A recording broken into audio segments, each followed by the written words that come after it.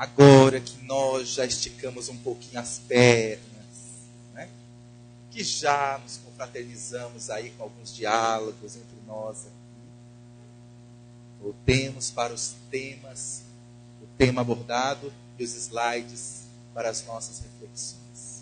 Até aqui, gostaria alguém de colocar alguma coisa e a partir disso continuamos então, ou podemos dar prosseguimento? O tema nos leva a grandes reflexões. Podemos então ir juntos nessa jornada? Lá em Mato Grosso, agora que chegou o trem, mas aqui já faz tempo. Vamos entrar no trem? Vamos juntos nesse vagão? Então vamos juntos neste vagão. Aquele era o momento em que Saulo de Tarso, vinculado profundamente à rigidez da lei mosaica, abrigaria no íntimo uma raiva incomensurável de Jesus. Não sabia ele o porquê odiava tanto aquele homem, mas lembrava da figura de Estevão a todo tempo aos seus olhos.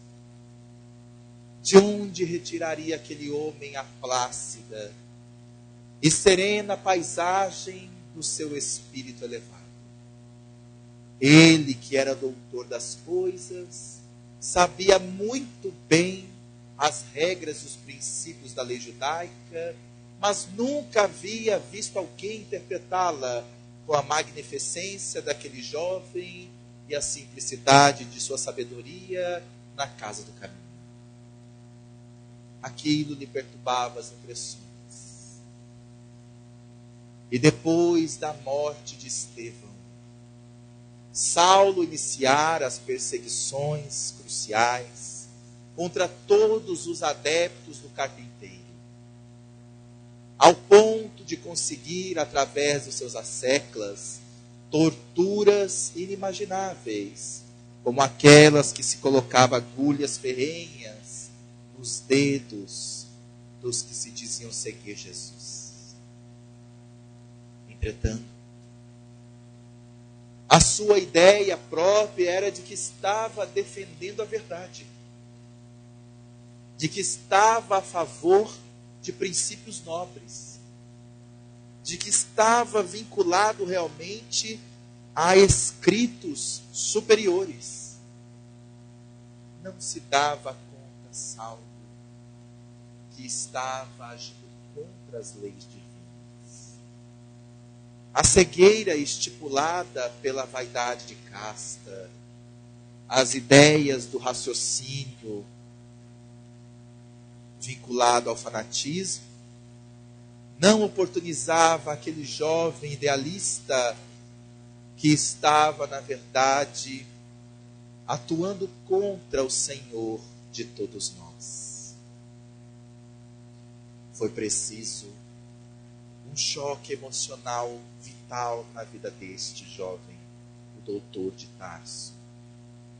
A sua Abigail, a sua noiva que tanto amava, também caía em grave enfermidade. E despedindo-se dele, despedia-se como uma verdadeira adepta do carpinteiro. Aquilo para Saulo foi o ultimato que ele necessitava para perseguir com todas as forças o velhinho Ananias, que havia passado pela casa de Jope e oferecido à dolorosa Abigail as palavras de vida eterna de Jesus. Por isso, à beira da cidade de Damasco, na alta luz do meio-dia, aquela caravana que seguia para perseguir Ananias fez uma trajetória completamente inversa. Do alto, uma luz que brilhava mais poderosa do que a luz do meio-dia fez-se em forma de homem. E um homem de majestática beleza desceu.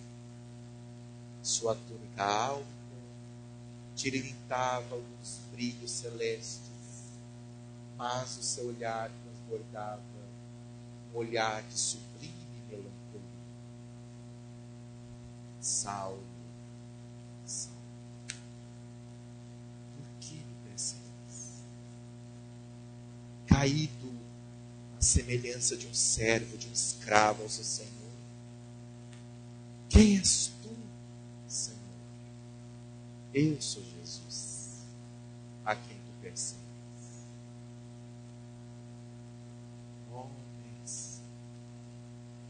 Senhor,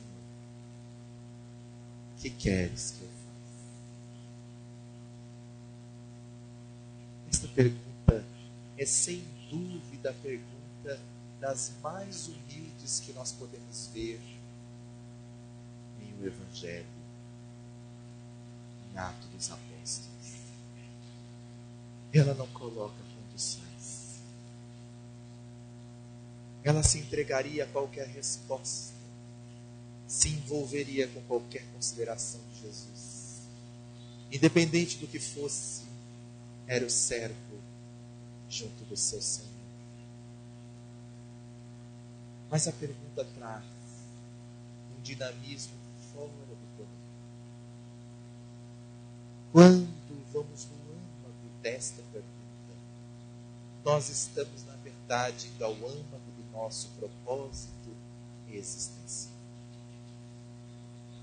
Estamos perguntando a nós mesmos: Senhor, o que queres que eu faça? É o nosso compromisso com o Cristo soberano. O nosso compromisso com aquele que das alturas é sim o grande responsável por estarmos hoje na situação mais adequada de nossas existências, muitas vezes em planos de misericórdia, que ainda precisamos trabalhar muito para angariar créditos que estamos vivendo hoje. É Ele, aquele que está nos envolvendo para que possamos construir dentro de nós o espírito que sabemos ser, pleno de todas as possibilidades das leis divinas e da felicidade na consciência.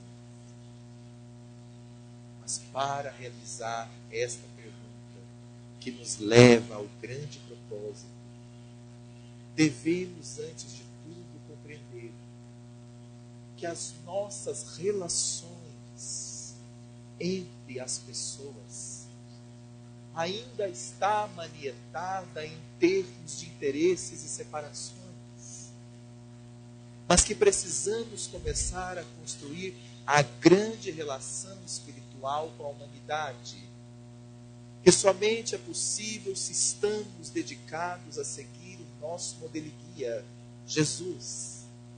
Porque enquanto as nossas relações estiverem manietadas por condicionamentos e interesses subalternos, estaremos ainda em evidente obsessão aqui ou acolá, mais ou menos entrelaçada, dependendo do quanto nós estamos ou não livres dessas injunções, por conta de um coração verdadeiramente desinteressado, um coração que está cada vez mais focado no altruísmo e não no egoísmo ou no egocentrismo, eu como centro de todas as coisas. Esta pergunta é uma pergunta libertadora, porque independente de como nós estivermos, quando o nosso eu resolve por dissipar essas armaduras em que o preconceito se instala, cria o elmo do orgulho, a lança do egoísmo para transformarmos pontos de vista em pontas de vista.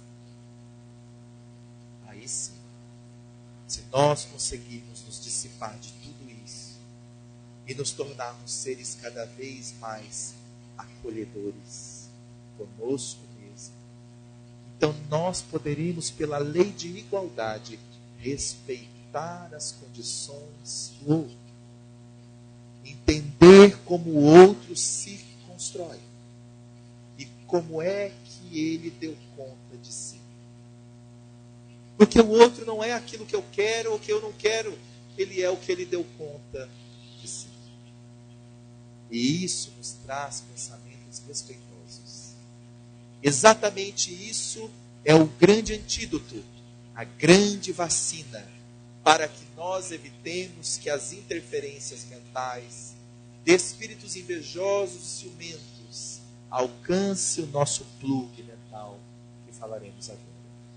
No livro Trilhas de Libertação, Filomeno de Miranda diz, na introdução: espíritos perversos que o sofrimento embruteceu, sicários da sociedade que não se modificaram ante a derrocada pela morte, dando-se conta do prosseguimento da vida, continuam nas suas nefastas decisões de afligir e infelicitar, comprazendo-se em imiscuir-se nos grupos sociais, fomentando dissensões, ódios e guerras, que lhes facultam embriaguez pelas energias que absorvem vampirescamente em indefiníveis fenômenos de obsessões dolorosas.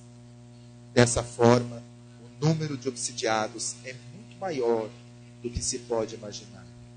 Não mensurada ou detectada com facilidade, a obsessão campeia desarvorada, arrebanhando multidões de vítimas que se deixam consumir num como noutro plano de vida.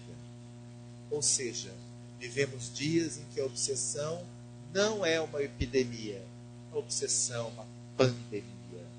Estamos dizendo de uma doença que não escolhe sexo, que não escolhe classe, que não escolhe ateus ou religiosos, sábios, no caso intelectuais, ou ignorantes, em vários níveis. Às vezes, exatamente as criaturas intelectualistas, ou no caso de intelectualismo, que é a mania de se focar só no intelectual, porque intelectualista é a atividade de estar focado no intelectual. Mas a criatura do intelectualismo, às vezes, é presa fácil dos espíritos obsessores. Porque dentro do intelectualismo, envolve a criatura a soberba da vaidade, tola vaidade, de que acredita saber mais, ter todas as respostas, dar a última palavra. Ah, meus irmãos, como temos ainda vivido as ilusões de querer dar a última palavra em tudo. Nas situações, em discussões e circunstâncias, nós mesmos às vezes não nos damos conta que temos uma tendência de querer dar a última palavra. Mas Deus, no silêncio da sua majestade, não deu a última palavra da verdade ao indivíduo. Ele oportuniza que o indivíduo conquiste essa verdade. Tanto é que quando Pilatos pergunta a Jesus, o que é a verdade? Jesus não diz nada. Não é possível dizer. Porque o essencial é invisível aos olhos. De Saint-Exupéry, autor do Pequeno Príncipe, e a verdade. A verdade é o essencial, e o essencial não pode ser dito com as palavras. O essencial só pode ser vivenciado. Vamos para uma jornada de vivência dessa verdade. E é exatamente este o ponto. Porque está desarvorada a obsessão em todos os núcleos de entendimento do pensamento humano ainda, apesar de nós entendermos que núcleos nobres, espíritas, não espíritas, e pessoas, muitas delas também, estão trabalhando para a desobsessão no planeta de muitas formas, nós estamos trabalhando aqui em termos genéricos para podermos entender os fenômenos que se sucedem em nossas vidas, no campo social ou no campo familiar. Para entender melhor o processo obsessivo, é fundamental saber o que o ser humano emite, que o ser humano emite uma energia pela mente, que é produzida pelos pensamentos, sentimento e três forças da alma: pensamento, sentimento e vontade. Vamos entender como isso se processa. Os pensamentos. Nós somos espíritos imortais. Espíritos imortais, podemos dizer, sinônimo de consciência imortal. Ora, nós não somos o pensamento. Porque se nós fôssemos o pensamento, cada hora que a gente pensasse uma coisa, nós éramos aquilo que estávamos pensando. Nós somos um espírito imortal com consciência que emite pensamentos de acordo com o nível evolutivo que nós somos. E principalmente no caso que nós estamos. Estamos, às vezes, em ondas oscilantes, mas somos, em essência, espíritos imortais, somos luz. Muito bem, estes pensamentos são recursos que os espíritos obsessores se utilizam. Os nossos sentimentos, outros recursos que eles se utilizam. A nossa vontade é o núcleo onde eles se instalam para poder permanecer com as obsessões sutis. Mas eles não agem diretamente em nenhum desses três pilares. Nenhum. O espírito dito obsessor, que nós sabemos ser mais sofredor que obsessor, ele não chega no pensamento dele e muda o nosso pensamento. Pensamento a pensamento direto, vamos dizer. Nem chega no sentimento e tira o nosso sentimento e coloca o sentimento dele. Nem chega na nossa vontade e obstrui a nossa vontade e coloca a vontade dele como se pudesse transplantar as coisas no ser encarnado. Não. Ele precisa de um canal. De alguma coisa que possa mexer com esses três pilares. E este canal é a energia mental. Por exemplo, eu amo a minha esposa, mas eu não sei o que aconteceu, eu de repente estou com uma raiva dela. O que será? Não estou entendendo. Ora, esta raiva não é a raiva do espírito diretamente que tirou o meu sentimento, botou a raiva dele e agora eu estou com a raiva que é do espírito por ela. Não. O que ele faz é se aproximar. É um todo, pensamento, sentimento e vontade, perispírito a perispírito.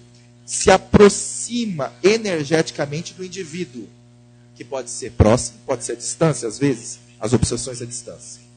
Mas se aproxima energeticamente do espírito encarnado, nós.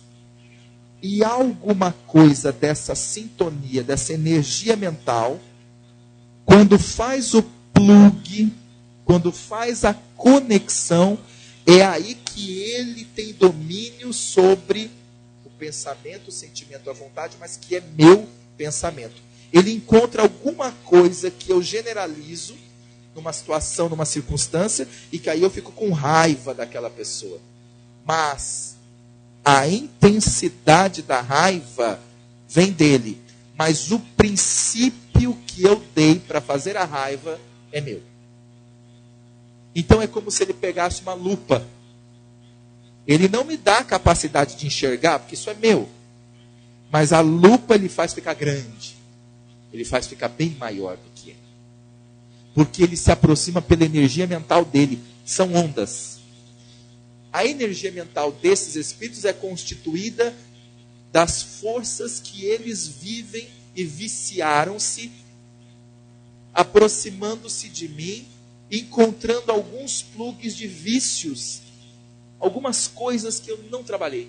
E é isso que faz com que a minha vontade fique subjugada, mas nunca nula, à vontade dele. No livro dos médiuns, nos capítulos sobre a obsessão, no capítulo sobre a obsessão, e outros subcapítulos deste capítulo, Allan Kardec aborda um caso que alguns de nós devemos lembrar aqui, que é aquele caso do jovem que era obrigado, por subjugação, a ajoelhar aos pés das moças e pedi-las em casamento.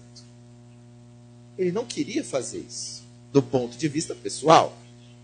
mas uma energia mental do espírito obsessor, aproximando-se dele, encontrou nele as frestas da culpa que ele havia guardado em algum movimento muito profundo. E encontrando isso, conseguiu subjugá-lo para que ele fizesse isso.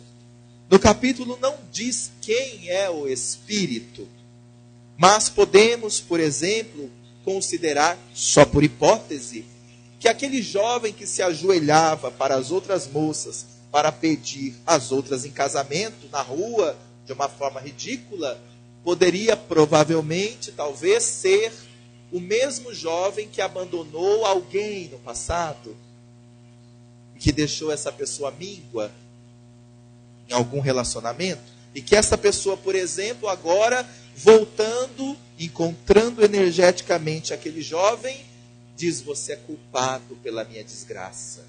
E ele, se sentindo culpado mesmo pela desgraça, acaba aceitando a proposta de se subjugar daquela maneira ridícula.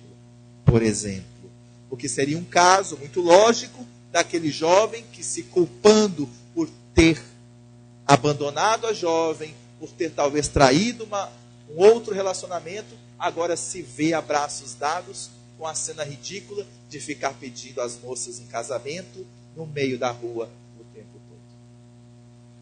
Mas veja aqui o que fez com que este espírito pudesse subjugar a vontade, atrapalhar os pensamentos e desorganizar os sentimentos, foi a energia mental que este jovem ainda sustentava, grande culpa nesta área, naquela área.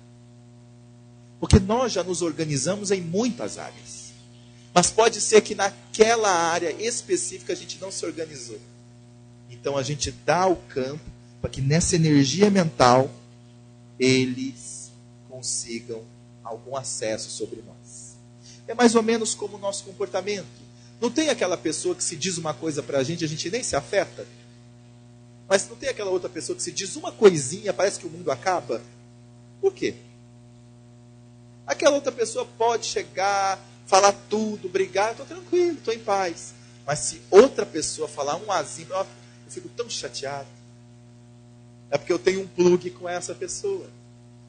E ela, de certa forma, tem uma ascendência sobre mim. Por quê? Porque eu me sinto como se tivesse assim na gota de derramar qualquer coisa que ela fala. A outra não. Parece que eu já superei. Pois é, isso acontece entre encarnados. Mas isso também acontece entre encarnados e desencarnados. E nesse campo aqui é muito importante nós considerarmos que a energia mental, ela é, obviamente, o resultado do meu comportamento essencial. Aquilo que nós falamos antes. Eu produzo uma carga. Essa carga fica. O que André Luiz chama de forma pensamento é essa carga da energia mental. Ela fica. Da mesma maneira como do jeito que nós cuidamos do nosso corpo, ele fica, do jeito que nós cuidamos dos nossos sentimentos, dos nossos pensamentos, de acordo com a nossa vontade, são resultados dessa energia mental, de como nós cuidamos de nós mesmos. E a palavra cuidar aqui, ela vai ganhar agora um sentido ainda mais profundo. O processo obsessivo é resultado da ação da mente do espírito desencarnado, que estará interferindo na energia mental do encarnado, alterando pensamentos, sentimentos e vontade do encarnado. O pensamento, o sentimento e a vontade é do encarnado. O que ele faz é, aproximando essa energia mental, ele altera. Mas é um nível em que a pessoa se permite chegar a pensar até nessa possibilidade. Ué, mas como que ele consegue isso? É porque o eu oculto está muito forte ainda. Ele não sabe como ele se funciona, não sabe o que tem ainda dentro dele, e aí esses pensamentos vêm. É de lá que vem. E quando eu começar a saber que níveis de pensamento eu posso chegar, que tipo de coisas eu posso sentir e trabalhar isso em mim, aí não tem. Aí não tem mais. Se eu trabalhar e terapeuticamente eu me superar nessas áreas, ele não tem mais acesso, porque ele vai precisar dos instrumentos que eu dou. Mas eu já trabalhei esses instrumentos em mim. E isso modifica o nível da interferência obsessiva. Estudaremos a seguir como isso acontece a partir de um texto da introdução do livro Nas Fronteiras da Loucura, de Manuel Filomeno de Miranda.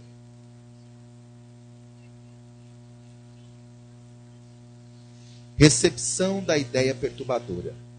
Vivendo num permanente intercâmbio consciente ou inconsciente, os espíritos, tanto encarnados quanto desencarnados, participamos das vivências no corpo e fora dele.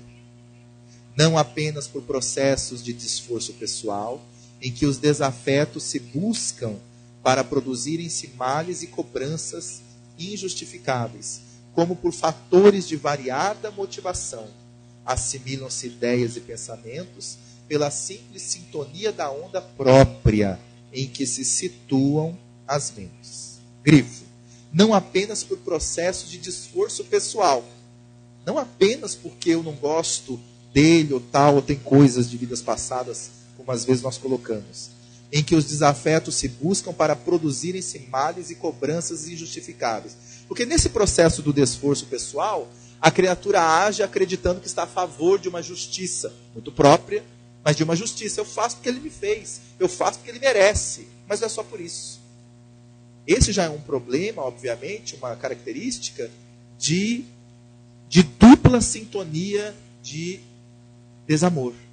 Porque o obsessor ataca o outro porque o outro fez algo mal, mas aquele que também recebe, ele agride mentalmente esse ataque do obsessor, criando piores situações. Porque aí o obsessor que ataca, no fundo, sente culpa, e o obsediado que recebe, no fundo, sente culpa. Mas os dois culpados estão numa desforra, ou seja, eles ficam entre eles numa luta ferrenha, porque o obsessor às vezes consegue domínio, mas o obsediado também continua odiando, e aí fica mais vítima ainda das injunções do obsessor, que na verdade, por sua vez, se sente prazeroso com esse tipo de desforra. Entretanto, há fatores de variada motivação, que assimilam-se ideias, pensamentos pela simples sintonia de onda própria em que suas mentes se situam. Simples sintonia de ondas próprias. Exemplo. Aconteceu uma grave situação e as pessoas começam a pensar naquilo. O fulano que assassinou ciclano, que passa na televisão, que o Brasil inteiro está comovido, está com raiva. Ótimo. E aí começam as falas. Pena de morte. Tem que morrer. Esse indivíduo tem que morrer. Ele não merece viver. Onde já se viu uma criatura dessa? É um monstro. Você não acha, fulano? Eu acho. Não acho que ele tem que morrer, não. Mas eu acho que ele é um monstro. Olha. A criatura ela não concordou num aspecto, mas ela concordou no outro. Sintonia da onda própria em que se situam as mentes. Pela simples sintonia. Porque nós espíritas sabemos que a pena de morte é uma das coisas, além de ser contra a lei de Deus, mas de forma prática é uma das coisas mais inúteis que possa pensar a criatura humana. Principalmente quando se conhece a espiritualidade e a lei de causa e efeito. Além da pena de morte ser contrária à lei de Deus, ela não consegue em momento algum ter qualquer utilidade. Por quê? Pelo princípio básico, por exemplo. O indivíduo que sofre a pena de morte perde o corpo, mas não perde a vida. Então olha só, matematicamente, como é que fica complexo. Peguemos o exemplo dos Estados Unidos, que é um país onde tem muitas tragédias por serial killer. Entra na escola, faz aquela coisa toda. Atira. Muito bem. Aquela pessoa é condenada à morte. O estado mata o corpo, mas o estado não mata a vida. Quando esta criatura sai do corpo, ela fica livre para fazer parte da nuvem de obsessores que vão encontrar uma outra criatura que vai entrar na escola, que vai matar mais gente. E aí essa criatura é condenada à morte. E aí essa criatura morre e vai fazer parte da nuvem já de milhares, que vão encontrar um outro, não para. Então é completamente inútil. Qualquer nível de pensamento, a pessoa diz, não pode matar porque é contra a lei de Deus. Não, realmente, é contra a lei. Mas os espíritos, quando explicam isso, também explicam que não adianta matar o indivíduo, não apenas porque é contra a lei, porque é lei de Deus, mas também porque é inútil. Não faz sentido nenhum, porque vai voltar a nuvem e ela vai inspirar um encarnado. Agora, uma coisa é um encarnado inspirado por 2 espíritos, outra coisa é um encarnado inspirado por 10.000. Imagina. Porque, por exemplo, nesse caso, ninguém se dá conta de como é que essas coisas se processam. É porque a ideia materialista acha que é um problema social, que é um problema psicológico. Eles não entendem que isso é fomentado por planejamentos vindo do fulcro das sombras. Eles planejam a estratégia e é muito semelhante. Porque vem de lá, do mesmo lugar. Por isso as formas são tão semelhantes nesses níveis de tragédia. Porque vem de um lugar só, do fulcro das sombras. Muito bem. Só para entender isso, nós então pensamos, aparece um caso como esse e nós ficamos a dizer, é um monstro, tem que morrer, tem que matar. Nós espíritas dizemos, não vai matar, porque é contra a lei de Deus e tal, mas é um monstro. Do monstrinho que a gente às vezes enxerga na criatura perturbada, aí eles aproveitam a deixa e dali começa um processo de obsessão simples, sutil, só pelo fato de nós termos concordado com essa onda mental que acaba ajudando, infelizmente, a produzir perturbação geral.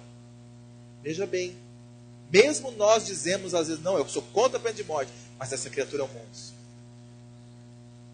Monstro? Deus produz monstro no universo? O que aquela criatura é uma criatura realmente com graves dificuldades. Perturbada, sim, tudo mais. Mas através da minha onda mental, eu posso, pelo menos pela mente, emitir o meu pensamento para que diminua um pouco as ondas de violência, orando por aquela criatura. Pensando pelo menos, porque isso é útil. Mas eu não consigo porque eu não concordo. Olha aí, ó. O núcleo está nisso. Eu não concordo, então eu não consigo orar por ela.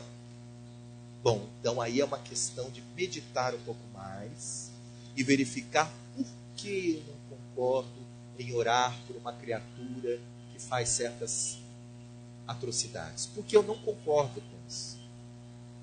Aí sim, fazendo este mergulho real, eu vou conseguir identificar dentro de mim o que está me machucando ainda. O que ainda para mim, não funciona. Isso é o essencial. Assaltada por vibrações negativas, a mente ociosa ou indisciplinada, viciada ou rebelde, logo registra a interferência. Ele coloca 4 questões aqui, ó. Mente ociosa ou indisciplinada, viciada ou rebelde. Ociosa de quê? De ficar em casa, não trabalhar, mas não. Ele está dizendo da mente ociosa, ele não está dizendo da pessoa ociosa, que também tem a mente ociosa. Ele está dizendo da mente ociosa. A mente ociosa, às vezes a pessoa trabalha até muito. Às vezes é um workaholic, trabalha 24 horas por dia, não para de fazer coisas. Mas é como o cuiabano lá fala, fica na fazeção de coisas, mas não se faz. Então, mente ociosa significa mente sem trabalho interior, sem reforma íntima. É a mente ociosa. Porque ela está ociosa da autotransformação. É ociosa. Registra a interferência. Entretanto, ela é ociosa e por isso mesmo indisciplinada. Se torna cada vez mais viciada e rebelde diante da vida. E porque não se ajusta a um programa educativo da vontade, recebe o impulso da ideia, permitindo-se aceitar a sugestão perturbadora, que agasalha e vitaliza sob a natural acomodação dos complexos e recalques, dos comportamentos pessimistas ou exaltados que são peculiares a cada qual. Programa educativo da vontade. Muitas vezes a gente diz que força de vontade é só querer, né? Eu digo assim, não, a partir de agora eu vou exercitar minha força de vontade. Agora eu quero. Tem como ser assim, gente? Imagine que se pelas leis da natureza qualquer coisa desse um salto.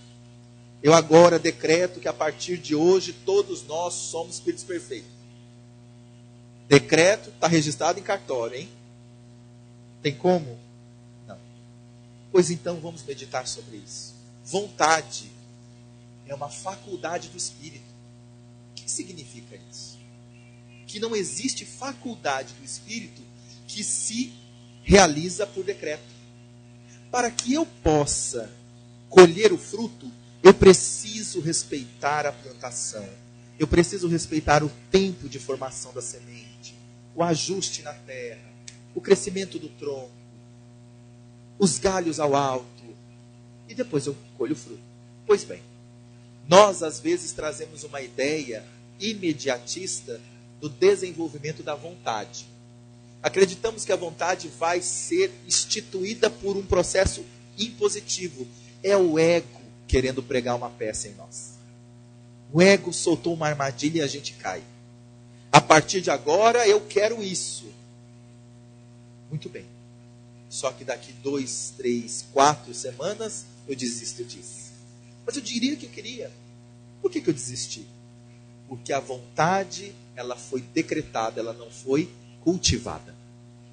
Para que a vontade seja realmente firme, eu preciso respeitar algumas leis da natureza. Porque se eu sou espírito imortal e as leis divinas estão na minha consciência, eu só funciono dentro da lei. E qual é a lei que eu estou querendo derrogar quando eu decreto alguma coisa dentro de mim? Uma lei profunda. Eu digo agora, por ordem da minha prepotência, eu decreto que eu quero agora ser um espírito perfeito. Por exemplo, quero ter a vontade firme, inabalável sobre todas as coisas. Decretado, pronto. Qual é a lei que eu estou derrogando, entre aspas? Que eu acho que estou derrogando? Sim, é uma lei de Deus. Qual dessas leis? Kardec trabalha ela no Livro dos Espíritos. Lei do progresso é consequência. É a lei do trabalho. Eu pego a lei do trabalho, encaixoto e falo assim, não, eu não preciso trabalhar para desenvolver minha vontade. Não preciso fazer nada. Eu só digo que eu quero ter vontade. É possível isso? Não é possível. Porque as leis não se competem, elas se cooperam. Nós podemos ser o espírita mais atuante do centro espírita. Se eu pular de 4º andar, eu vou cair. Porque a lei da gravidade não vai competir com a lei do meu esforço espiritual. As leis nunca se competem. As leis se cooperam. O indivíduo é um trabalhador espírita, ele vem na casa, ele faz isso, faz aquilo, mas ele adora churrasco com gordura. Vai ter um infarto. Vai ter.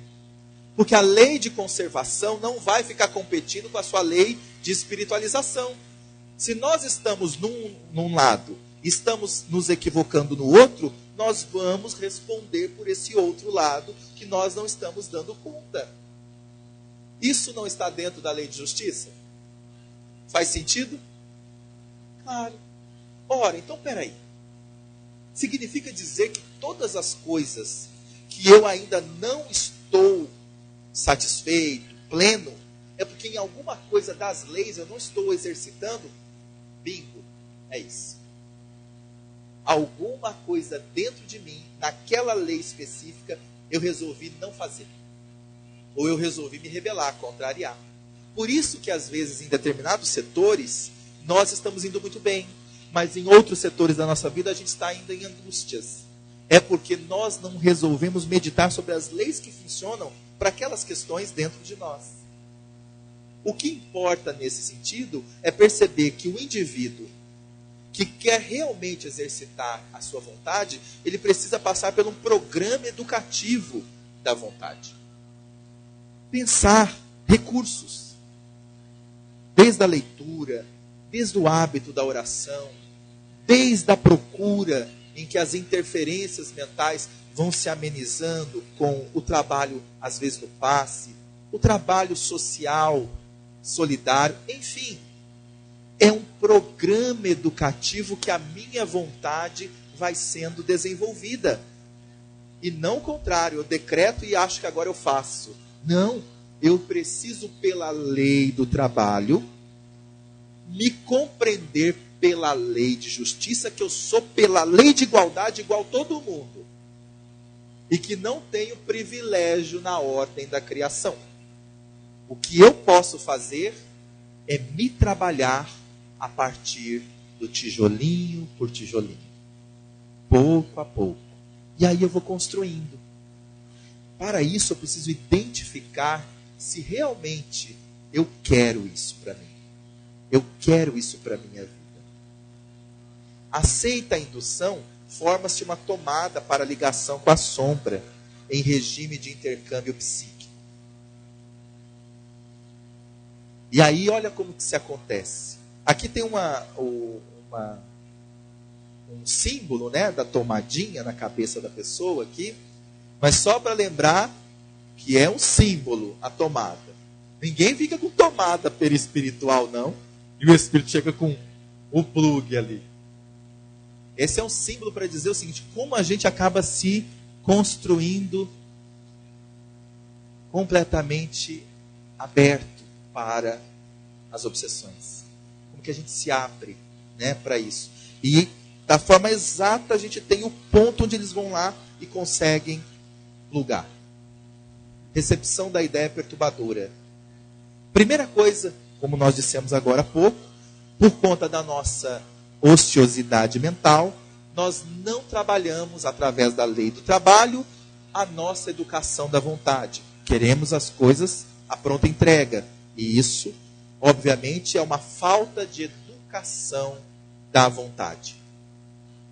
Por isso os espíritos têm trabalhado tanto através de várias obras, dizendo: busca-te agora em oração, entrega-te a leituras edificantes, constrói-te no trabalho com Jesus, faça meditações sobre seus atos.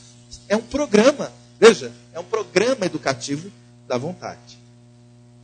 E aqui entra esse fato. Porque nós estamos no processo de falta de educação da vontade, muitas vezes a nossa sintonia mental, ela ao invés de ser uma sintonia ativa, onde ela produz equilíbrio, ela é reativa, no qual ela aceita o desequilíbrio.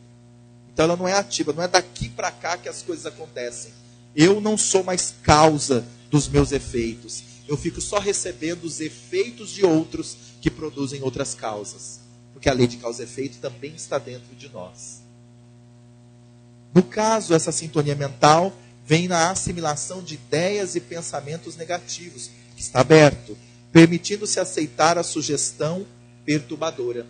Mas tudo começou lá na falta de educação da vontade, na ausência de interesse do trabalho interior, no programa que nós não colocamos muitas vezes à disposição para nós. E isso é o princípio de todas as coisas. E por conta disso, obviamente, desses pensamentos negativos, é aquilo que Allan Kardec estuda em A Gênese, no capítulo 3, item 16. O que é o mal, meus irmãos? A ausência do bem. Então, veja bem, olha só. O mal é a ausência do bem. O mal é alguma coisa concreta? Não, ele parece concreto. Mas ele não é uma existência, ou seja, ele não é algo que Deus criou. Ele é a ausência, o que nós ainda não fizemos. Mas o que acontece? quando o mal é trabalhado através do amor, o bem surge. Mas quando o bem não é trabalhado, alguma coisa fica no lugar. É lógico. Alguma coisa tem que ficar no lugar. E o que é que fica no lugar? O mal. Então, tudo quanto nós hoje sentimos em dificuldades na alma, no coração, que podemos intitular como os males morais, é fruto do quê? Pela lei de responsabilidade, é fruto do quê?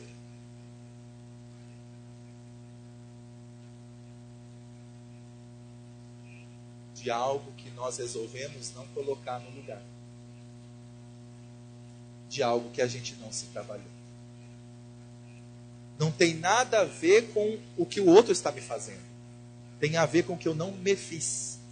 Porque todo mal é a ausência do bem, e todo bem que é bem, ele ilumina o mal. Ora, todo mal que existe em mim é alguma coisa que pela lei do trabalho eu não trabalhei.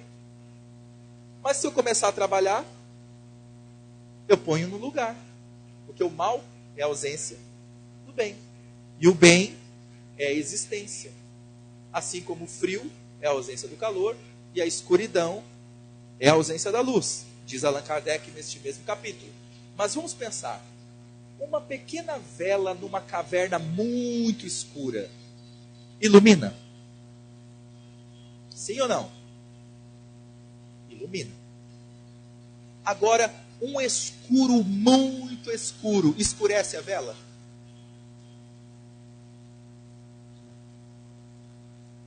Então, o que a gente precisa para iluminar o nosso coração? Fazer grandes coisas?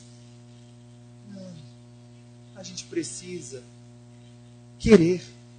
E o pouco dessa luz que a gente conseguir já vai ser suficiente para começar uma grande jornada. Uma grande jornada de iluminação dentro de nós. Porque até mesmo um fósforo ilumina uma caverna escura. Mas você já viu alguma caverna escura escurecer o fósforo? É porque o mal é a ausência, como o escuro é a ausência da luz. Não tem como o escuro entrar dentro do fósforo da luz, tem? Mas a luz ilumina o escuro.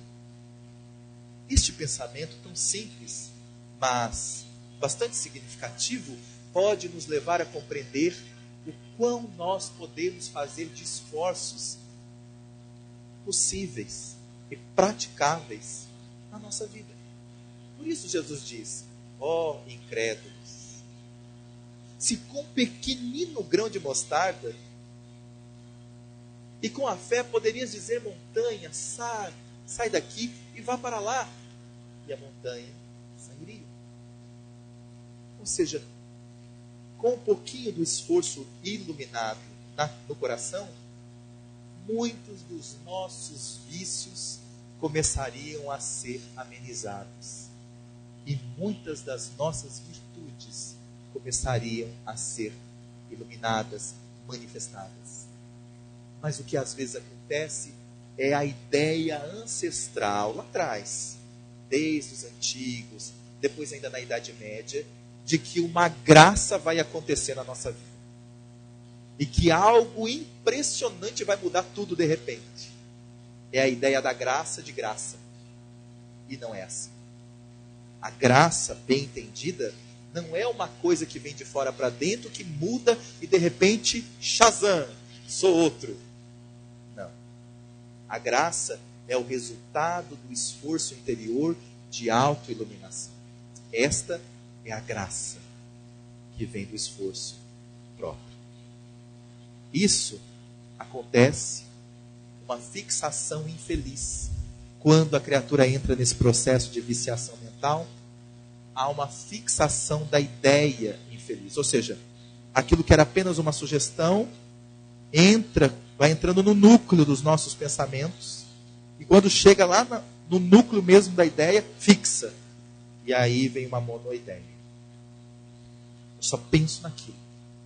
Eu durmo, quando acordo, pensei. Estou andando, pensei. Eu fico pensando naquilo. Essa monoideia, ela acontece de maneira mais direta ou acontece de maneira mais sutil, quando muitas vezes, imperceptivelmente, nós criamos a chamada crença sobre aquela pessoa. Por exemplo, fulano é muito invejosa, eu não gosto de conversar com ela. E achamos isso normal, né? Pensar isso, né? Beleza. Só que tem um problema. Isso já virou uma monoideia e a gente não se percebeu. Nós estruturamos a monoideia de que fulano é invejosa, não gosta de conversar com ela, e isso ficou muito comum no nosso comportamento. E a gente vai vivendo 1 ano, 2 anos, 3 anos, e não se dá conta de que isso é uma monoideia. Toda vez que a gente vê a pessoa, a gente meio que conversa até com a pessoa e tal, mas sai porque essa pessoa invejosa não gosta de conversar com ela. Veja, não estou falando de monoideias, de obsessões graves, tipo, acabe com a vida daquela, perturbe aquele, isso e aquilo. Não. Estamos falando de monoideias bem sutis, que nós estabelecemos em relação a nós ou ao outro. Em relação a nós acontecem muitas monoideias. Por exemplo, eu não sou digno de ser trabalhador, não sou digno do... Então eu vou ficar aqui mesmo, só vindo no centro e... Monoideia. Estabeleci uma monoideia. Não sou digno de dar palestra. Quem sou eu? Não sou digno. Eu sou digno só de assistir. Às vezes é uma monoideia, sim. Preciso estarmos muito atentos. Porque toda vez que eu sei se aquilo é uma ideia, uma crença apenas, verifiquemos, a monoideia nos paralisa. Nos deixa afastado do sentimento de amor. Ficamos meio que amarrados e, obviamente, improdutivos. O fato de ficarmos improdutivos é um dos princípios e dos indícios muito fortes de que estamos numa monoideia, porque assim os obsessores conseguem manter por tempo. O que eles não conseguem fazer por tragédias, os espíritos obsessores mais graves, eles conseguem fazer por tempo conosco. Então eles mantêm-nos muito tempo sem fazer nada. Para que depois, quando estivermos já no momento da existência corporal, em que nós praticamente já não conseguimos fazer nada, o que acontece? Nós vamos desencarnar plenos, né? Cheio de paz na consciência. Não. A gente às vezes pode chegar a desencarnarmos. Nós podemos chegar a desencarnar com muita culpa. E quando a gente desencarna com culpa, a gente se vincula ao espírito que nos estimulou essa culpa. Esse é o ponto. Do monoideísmo vem a aceitação da ideia perniciosa, aproveitando-se as tendências e as preferências intelectuais e emocionais do paciente. Aí há um controle maior da casa mental e da vontade do paciente. Claro, porque a casa aberta, eu que aceito. Eu aceitei. Que eu aceito este tipo de subjugação. Este tipo de indução. E aí, obviamente, só reconhecendo-me em sofrimento verdadeiro que eu posso começar a me libertar disso. E sair desse nível sutil de prazer que nós falamos antes. Esse prazer mórbido, esse prazer nocivo, de aceitar que o outro me induza ao mal, o outro me massacre, o outro me subjugue, porque eu acho que eu mereço sofrer mesmo, porque eu não fui, porque eu não fiz. Não. Eu mereço sempre recomeçar. Eu mereço sempre uma outra chance, e uma outra chance, e uma outra chance. Isso é lei da natureza, chamada misericórdia. Eu mereço sempre começar de novo. Quando eu estou vinculado à ideia do monoideísmo, eu acho que não. Que eu não mereço. Que eu tenho que ficar assim. E aí, obviamente, eu criei uma aceitação. E como existe uma lei da natureza chamada lei de liberdade, o que acontece? Se eu tenho liberdade para aceitar, eu tenho liberdade para sofrer as consequências do que eu aceitei. Veja que tudo está dentro das leis.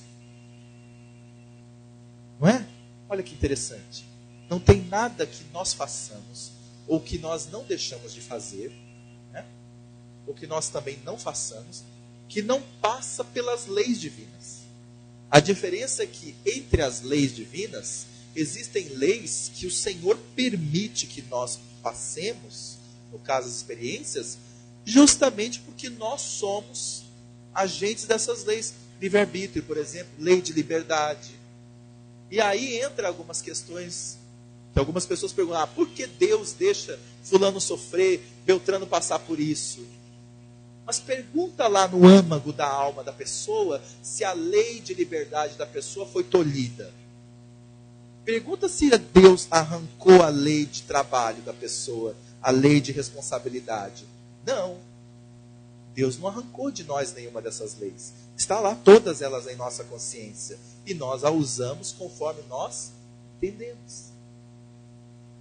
É isso que faz com que o espírito se torne responsável.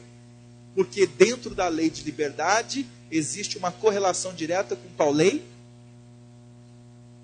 A lei de responsabilidade. Nós somos livres para escolher, mas nós não somos livres para evitar o efeito de nossas escolhas. Lembra dos antigos que nos falavam? A plantação é livre, mas a colheita é obrigatória. É verdade, porque nós temos a liberdade, mas nós não temos a capacidade de evitar os efeitos dessa nossa liberdade. Com essa fixação, aí acontece a terceira etapa, a ampliação da perturbação anterior. Sempre pensando naquilo, vinculado naquilo, vem uma perturbação interior muito grande.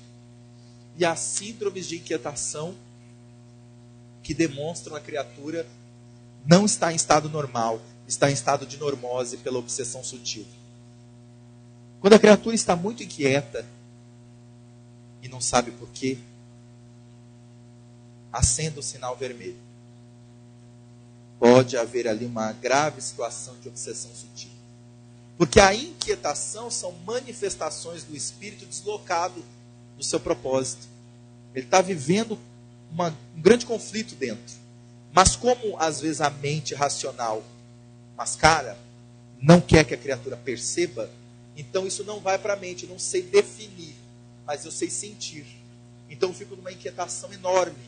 Essa inquietação de ordem afetiva, de ordem de relacionamento, ou de ordem interior, sem motivo evidente, também é o processo do monodeísmo, das obsessões sutis. Produção de psicosfera tóxica, gerando inibição ou exacerbação do ânimo, afastamento dos hábitos salutares. E aí um outro indício fundamental. Não poderei identificar em mim se estou com obsessão sutil, porque é muito sutil, como é que eu vou saber? É verdade, querendo apenas se analisar, pode ser que não seja fácil detectar se estamos passando ou alguém esteja passando, mas é fácil detectar pelos efeitos. Se eu não consigo diretamente ver a causa, eu consigo diretamente ver os efeitos. Veja os hábitos. Os hábitos. Eu chego, não dou bom dia para ninguém em casa. Saio do trabalho, volto do trabalho. Às vezes meus filhos querem brincar comigo. Por favor, não, deixa. Eu estou muito cansado. Tudo bem, isso um dia, tudo bem, uma semana, tudo bem, mas um mês, um ano, 2 anos? Vejamos. É sutil o nome da obsessão. Vejamos que eles não estão lá o tempo todo fazendo isso, faça aquilo, não. Eles implantam um programa em que a gente às vezes aprofunda, amplia isso dentro do nosso comportamento.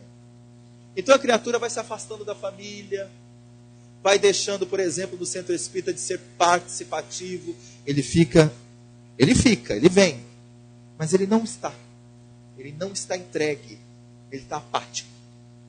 Esta apatia toda vai dando à criatura o estado da obsessão sutil, vai formando nela esse estado. Então ela produz uma psicosfera tóxica. Por quê? Reclama de tudo.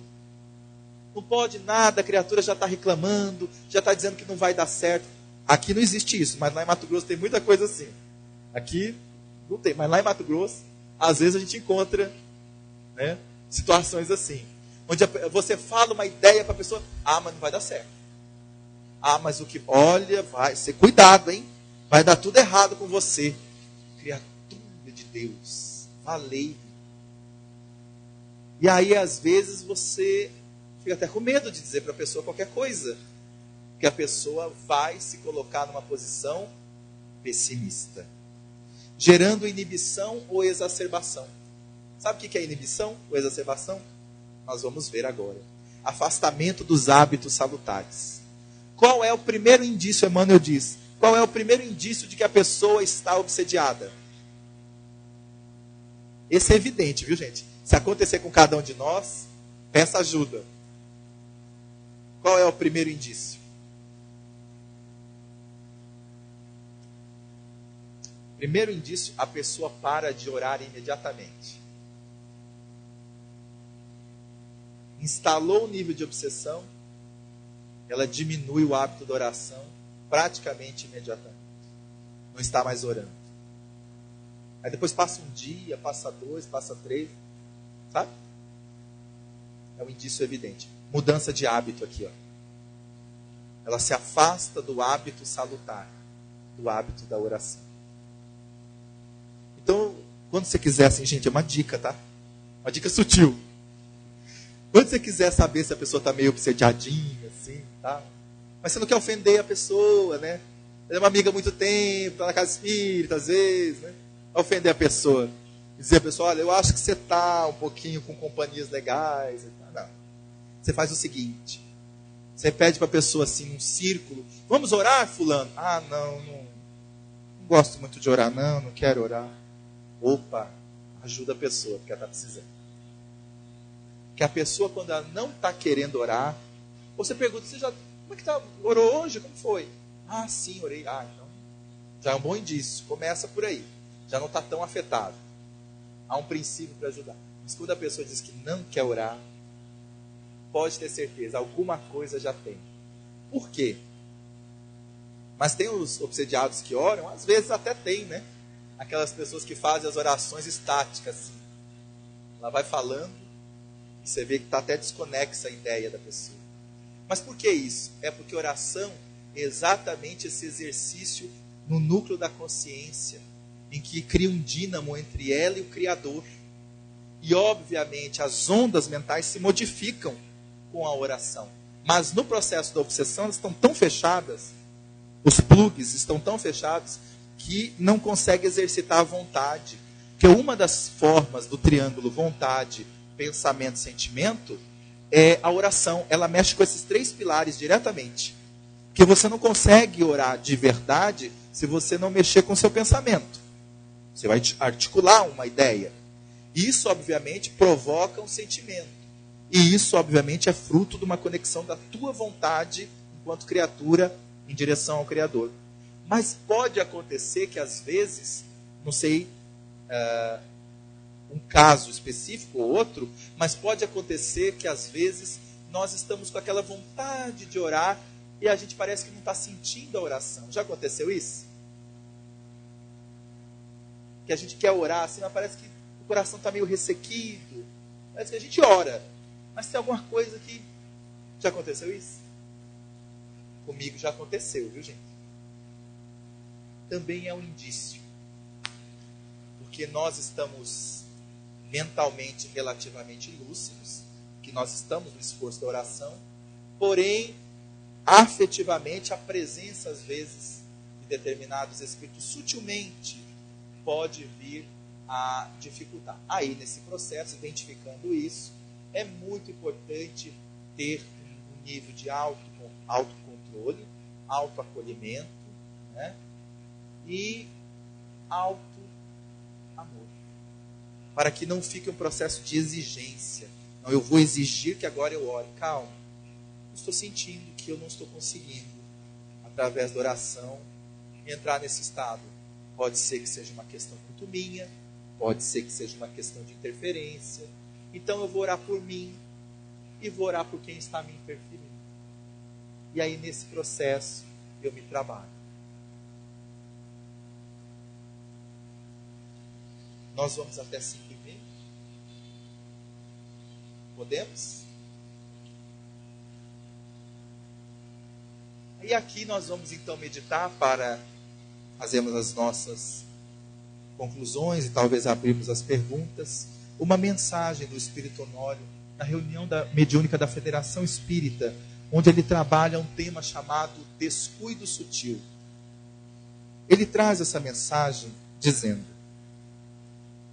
os espíritos obsessores tramam as obsessões coletivas por meio de hipnoses muito bem urdidas e trabalhadas de forma sutil e imperceptível.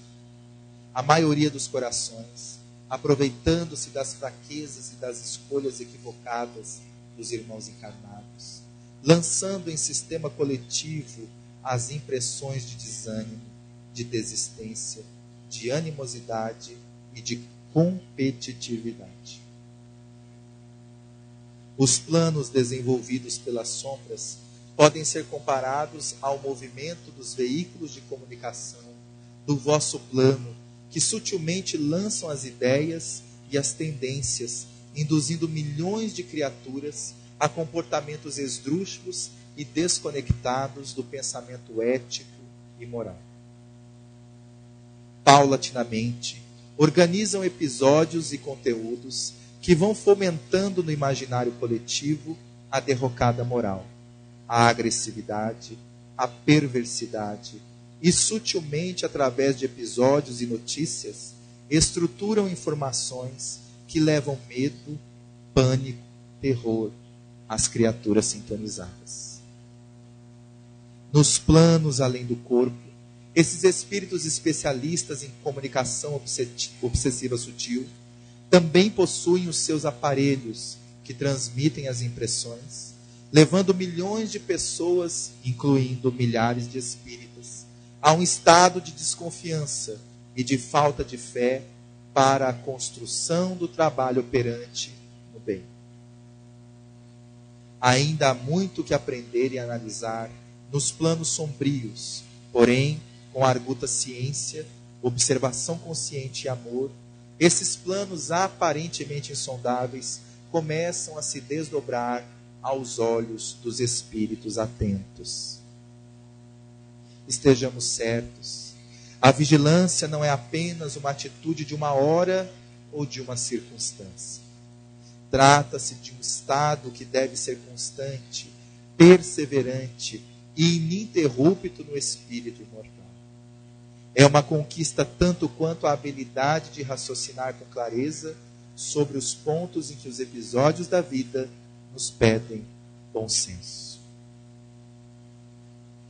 Consideremos que o ponto nevrálgico do início da obsessão sutil nunca está na ação planejada das sombras, mas nos descuidos sutis dos espíritos frágeis, principalmente no que se refere à obsessão entre desencarnados e encarnados. O movimento produzido pela lacuna, gerada pela invigilância constante no comportamento, abre o que podemos chamar de descuido sutil. E a partir do descuido sutil, há a obsessão sutil. Este descuido não é o equívoco propriamente dito daquele que está buscando se melhorar, mas é o conjunto da ausência da busca do bem na criatura. Desde as simples observações de leituras edificantes, programas edificantes, escolhas edificantes, por estados perturbadores para a mente, que depois afeta os estados emocionais, os complexos mecanismos dos sentimentos, até chegar a afetar o senso direcional do bem e do mal dentro do espírito imortal. Aqui vale a pena uma reflexão do mentor Honório. O senso direcional do bem e do mal. O ponto clímax da obsessão, seja ela sutil ou não, em todos os níveis, é que o espírito imortal, nós, no caso, no corpo, ficamos completamente alheios ao que é bem e o que é mal. Perdemos essa noção de saber discernir. E aí agimos mal achando que estamos fazendo um bem. Ou às vezes estamos fazendo o mal, obviamente, acreditando que mesmo este mal não é um mal tão grave assim. Então a gente minimiza os efeitos do mal que nós estamos fazendo. Então o ponto clímax é isso. Porque quando o espírito ele fica desorganizado dessa noção de bem e mal, os espíritos agora sobre ele possuem enorme influência nas suas escolhas. Nesse estado de descuido, a criatura já não percebe a influência. E aí se fixa a ligação da vítima completamente vinculada ao algoz sutil, que por sua vez é resultado desse descuido, tornando-se também algoz de si mesma, porquanto não se faz cuidadora espiritual de suas escolhas. Nossas escolhas são verdadeiros filhos que a gente gera toda hora. Ninguém gera um filho e joga ele no mundo e deixa ele ao léu. Se nossas escolhas são filhos, nós somos convidados a sermos cuidadores das nossas escolhas. Cada escolha que nós fazemos, seja ela uma escolha feliz ou infeliz, pode significar uma oportunidade de aprendizado. Exatamente o processo de descuidarmos de nós mesmos e de descuidar das escolhas que nós fazemos, que faz com que a mente se abra para os movimentos da culpa. E a culpa é a substância da obsessão.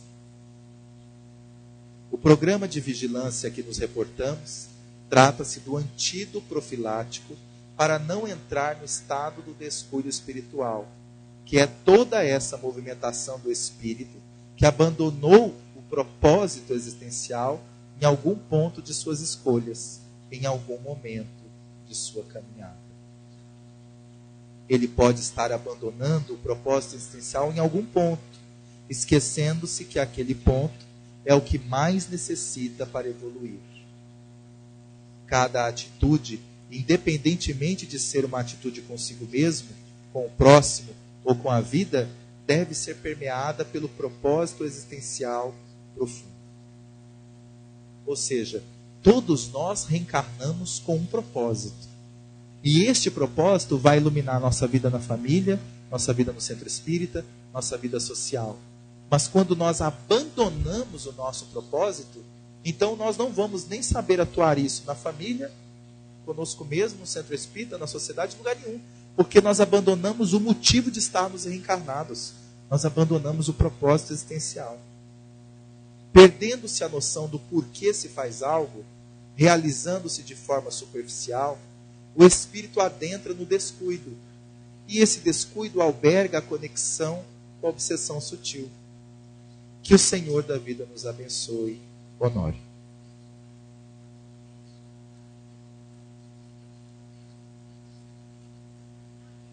Nessa mesma reunião que o mentor Honório nos ofereceu essa orientação, trabalhamos um núcleo das sombras ligado às obsessões do movimento espírita, que tem se intensificado, utilizando-se duas estratégias diferentes: a de inibição do potencial dos médiuns e demais trabalhadores e da fascinação destes. Então, nesta reunião específica, que obviamente deve ter sido uma reunião preparada também a posteriori para entrar no material que o nosso amigo trabalhou, fez o livro e fez aqui o seminário inteiro. Aliás, vale lembrar que nós estamos fazendo uma síntese de um seminário que tem 12 horas. É muito conteúdo. E já tem ele em DVD e em áudio. Essa é apenas uma síntese deste tema que é muito profundo. Nessa reunião mediúnica, nós também tivemos a oportunidade de verificar uma das estratégias mais complexas que eu, particularmente, já tinha visto em em termos de obsessão, que é a inibição. É quando eles programam os próprios obsediados para se manterem aparentemente no trabalho, mas completamente inativos no exercício da autotransformação. Eles aparecem, mas eles não se transformam. Eles estão, mas eles não se fazem com o trabalho. Então eles fazem um movimento de inibição na criatura, no qual a criatura, apesar de estar aparentemente no trabalho, ela não está se sentindo cada vez mais ligada à sua espiritualidade, porque ela não está se entregando realmente ao trabalho. Então parece ser isso apenas um comportamento, e é assim que nós pensávamos, eu particularmente, mas depois sob orientações maiores. E nessa experiência, nós fomos verificando a gravidade da situação. E aí nós vamos verificar por que o movimento espírita tem sido atacado tanto. É que nas nossas lides que morejamos, os espíritos das sombras não têm interesse necessariamente em tirar o trabalhador do trabalho, desde que ele no trabalho não se faça cada vez mais feliz. Aliás, no trabalho, disfarçadamente, ele acaba substituindo por desculpas, acreditando que está fazendo, mas não está se fazendo. Esse é um processo muito sutil e que nós, obviamente, pedindo atenção sobre essa questão, estudamos a mensagem do mentor Honório e o Alírio colocou ela dentro da obra Obsessão Sutil. E aqui ele depois faz um estudo, o Alírio, sobre essa questão. Estratégia dos espíritos das sombras para deter o avanço da doutrina espírita pelo movimento espírita, porque a doutrina espírita não se detém o avanço dela. Inibição. As pessoas são envolvidas pela obsessão simples de forma a inibir o potencial que têm para que permaneçam anuladas para a tarefa. Desde a anulação total até as parciais, em que as pessoas permanecem atuando, mas inibidas. Temos casos que nós também conhecemos de médiuns improdutivos. Participam de reuniões mediúnicas, por exemplo, mas passam semanas, meses e não oferecem nenhuma comunicação mediúnica. E você pode pensar, mas isso nós não controlamos. É verdade, nós não controlamos as manifestações. É uma faculdade fugidia, diz Allan Kardec. Mas é muito estranho que durante semanas, meses e tal, aqueles médiuns não se permitam trabalhar na reunião mediúnica, porque já estavam vinculados ao trabalho dessa natureza. Mas de repente, entre aspas, algo vai acontecendo que ele vai se inibindo. E cada vez fica mais esparsa a sua contribuição enquanto médium. E aí há um outro detalhe. Médios improdutivos é uma característica que Allan Kardec coloca no livro dos médios. Além de estar numa situação como essa, quando nós vamos analisar as comunicações mediúnicas, elas também estão fragmentadas ou estão vazias de sentido. Alguma coisa também pode ser afetado por inibição dentro daquele companheiro no processo. Mas também temos um outro problema que está sendo colocado hoje, desafio, melhor dizendo, que é a fascinação. A obsessão simples intensifica-se, entrando no estado de fascinação, no qual a pessoa deixa-se envolver pelos espíritos, crendo que estão sendo orientados por mentores de alta hierarquia espiritual, mas que em realidade são espíritos pseudo-sábios. É um outro desafio para o nosso movimento espírita. É impressionante como Bezerra de Menezes se comunica em 1000 centros. É impressionante como André Luiz se comunica em 1000 lugares. Será? Nós que estudamos a lei dos fluidos, sabemos muito bem que os espíritos não se comunicam assim, com essa facilidade a todos. A Joana de Ângeles, por exemplo, o espírito se comunica através de Divaldo. Pode ser que algum ou outro tenha recebido, mas a lei do fluido diz que Divaldo se preparou organicamente para Joana de Ângeles, como Chico se preparou para Emmanuel. Mas as criaturas, de repente, estão com todos os espíritos aí aparecendo. É um tipo de estratégia para denegrir a honra do movimento espírita, para fazer chacota da mediunidade séria com Jesus. E aí nós vamos verificando que toma nome de espírito já conhecido, toma nome de espírito já nobre, reconhecido publicamente. E aí, obviamente, acha quem aceite, sem uma acurada análise da linguagem dos espíritos. Então essa é uma característica também. Então, por um ponto, nós estamos vivendo um processo de inibição, e por outro ponto, aqueles que não são inibidos, muitas vezes podem estar no estado de fascinação. E no caminho do meio, os trabalhadores sérios, vinculados a Jesus. Como que eles fazem? Eles querem afetar o propósito existencial. Porque o propósito existencial nós podemos também descobrir, não com revelações estapafúrdias. Revelação, eu sei o que eu vim fazer nessa existência. Vem fazer o bem, criatura. Vem fazer trabalhar pela autotransformação. Está ótimo. Mas eu posso, por uma análise de autoconhecimento, saber do meu propósito existencial no planeta. Do meu propósito existencial nesta reencarnação específica. E qual é a chave para que nós possamos descobrir o nosso propósito existencial nessa existência? Há algo peculiar que eu sei que eu vim me fazer para essa existência. Como que eu descubro isso? Fazendo consulta mediúnica? Não. Porque quem vier te dizer o teu propósito, ore por ele, minha irmã. Precisa de ajuda. Para que eu descubra o meu propósito existencial, eu devo fazer um mergulho muito profundo dentro de mim mesmo e descobrir quais são os meus mais arraigados vícios. Quais são? Vaidade, preguiça.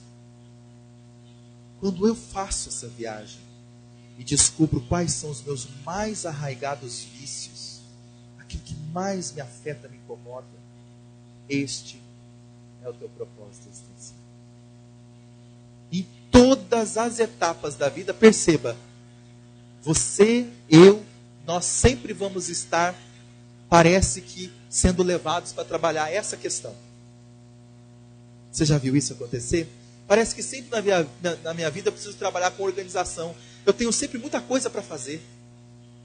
Então, porque talvez um vício muito evidente ainda seja a desorganização. Então aparece, todo mundo pede para você, todo mundo te solicita, todo mundo é um exemplo. Outros não. Parece que o propósito existencial dessa pessoa é a paciência. Porque eu sou uma pessoa tão irritada, eu sou pavio hipercurto. Então tudo acontece e mexe um pouquinho, mas é lógico. Porque o meu propósito existencial é trabalhar profundamente a paciência. Mas e as outras virtudes? Elas virão. Elas virão como irmãs cooperadas desse grande empreendimento de desenvolver a paciência, por exemplo. Em outros por exemplo, a humildade. Porque ele até tem paciência em certo nível, ele é organizado, mas falou qualquer coisa assim, vai, desce, aí acha que é o todo da cocada. Trabalho interior, o propósito está lá, dentro de nós. Desenvolvendo a capacidade de descobrir nossos mais arraigados vícios, descobriremos o propósito existencial. Aí o indivíduo no propósito existencial, ele vai saber que pessoalmente é este o propósito dele. Aí ele vai parar e vai começar a pensar, mas olha só, não é que na família também é a mesma coisa? Desenvolver paciência na família. Este é o meu propósito existencial. E depois ele se dá conta que no profissional também. Desenvolver a paciência na questão profissional. Depois ele descobre, por exemplo, que no social. E depois no relacional. Então, quando eu sei por que estou na Terra, eu sei por que eu devo fazer cada coisa nas minhas circunstâncias da vida. Eu realizo o meu propósito existencial. E aqui eu verdadeiramente me conecto com o que eu vim realizar, trabalhando a minha vontade. Aí entra o núcleo da vontade, que é o que eles querem tolher, manifestando as impressões da culpa. Quando eu sei o meu propósito existencial, eu não entro nem na inibição e nem na fascinação. Eu vou para o caminho do meio, que é a realização. Isso é o mais importante. Porque tudo que eu faço no pessoal, no familiar, no profissional, no social, no relacional é circunstancial. Mas o que eu faço dentro de mim é existencial. Então uma coisa é na vertical da vida, outra coisa é na horizontal da vida, perdão. Outra coisa é na vertical da vida, que é o existencial.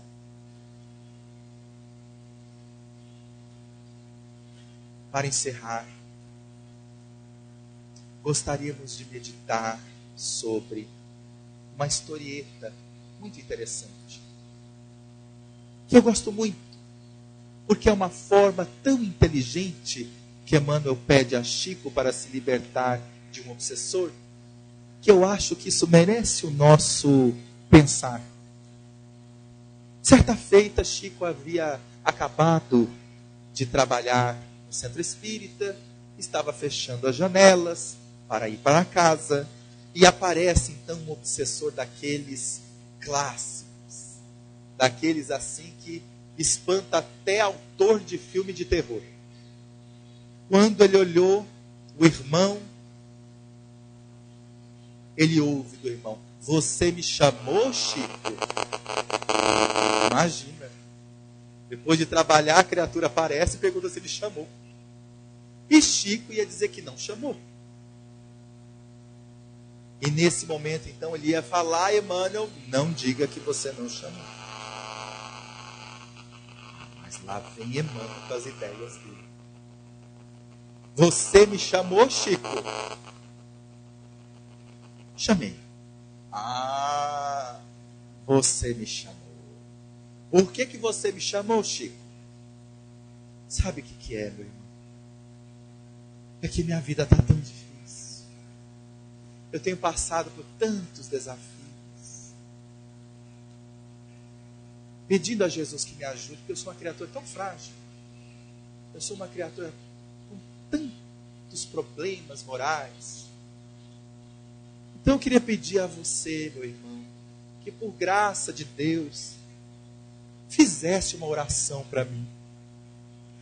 "Você não existe mesmo, Chico." Foi embora. É lógico. O que ele vai fazer? Vai ficar? Não. Porque ele queria um plugue. E o Chico fez o contrário.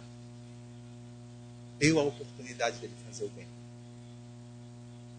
Meus irmãos, vamos dar a oportunidade de fazermos o bem.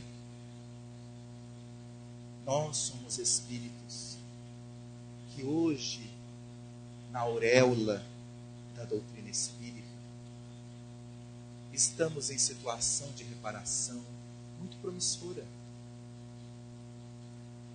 As oportunidades que hoje nós temos de fazer o bem não necessariamente são oportunidades de crédito ainda. São oportunidades de reparação. Os nossos braços poderão ficar cansados, nossos olhos, nosso corpo. Mas a semelhança dos olhos de Estevão, que olhando para Abigail disse: "Abigail, com quem te deixarei?" E ela responde: "Aquele é Saulo, meu noivo." Ele diz: "Não tenho seu noivo inimigo, eu tenho um irmão. Saulo é bom e generoso. Defendeu Moisés até o fim.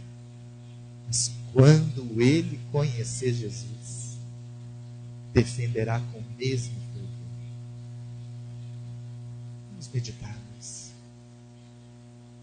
Esses nossos irmãos em processo de obsessão, eles não conhecem Jesus. Mas olha a energia, olha que persistência às vezes que eles têm. É uma energia. Quando eles conhecerem a Jesus, com certeza vão buscar trabalhar a favor dele até o fim. Porque eles são uma página da existência que nós já passamos. E nós somos uma página da existência que eles ainda vão encontrar. Assim como os espíritos superiores são outras páginas da existência que estão nos chamando. Mas lembremos, como Joana de Ângeles diz, não devemos nos ater aos que estão atrás, querendo ficar estagnados. Porque à frente caminham aqueles que já avançaram do que nós e nos esperam para a grande chegada na luz. Nós temos sintonia com espíritos nobres, todos nós, que estão nos aguardando para a grande dimensão da paz interior. Se aqueles que nós amamos, se aqueles que nós trabalhamos ainda estão vinculados a níveis, não nos estagnemos, mas ajudemos. Mas saibamos, nós temos uma jornada e é preciso prosseguir. É preciso dar sequência a esse sentimento de amor que o Espiritismo nos traz. É preciso compreender que hoje, sendo espíritos neste novo corpo, o que estamos realizando a benefício do bem é com certeza as moedas da dracma perdida que nós deixamos no passado. Estamos voltando como verdadeiros filhos pródigos à casa do Pai. E Ele está nos aguardando desde há muito. Entretanto, para tanto, devemos acender os candelabros de nosso coração e iluminar os cômodos de nossa consciência inteira. Cada cômodo significa cada espaço em nós que ainda não trabalhamos, que ainda não exercitamos o bem no limite das nossas forças. Mas isso já é possível, porquanto nova luz se faz em nossos corações, chamada doutrina espírita. E poderemos dizer sem sombra de dúvida: Deus, nosso Pai, cosmo de amor, vida pulsante da singela flor ao astro rei, ímã do universo que aglomera as partículas em quantum de louvor, sublime amor. Quando poderei ver-te inteiramente sem o véu que cobre a minha visão? Uma prece alcança seu celeste coração, toca nas estrelas o infinito da emoção, brilha nas esferas melodias coloridas, serena serenata orquestrada pela vida. A Deus me entrego completamente, mesmo que enfrente o turbilhão da dor no altar do tempo. E se o sofrimento nos visita e traz a força necessária para amar, sublime amar. Doar é receber. Essencial é ser filho de Deus e se entregar. Muita paz.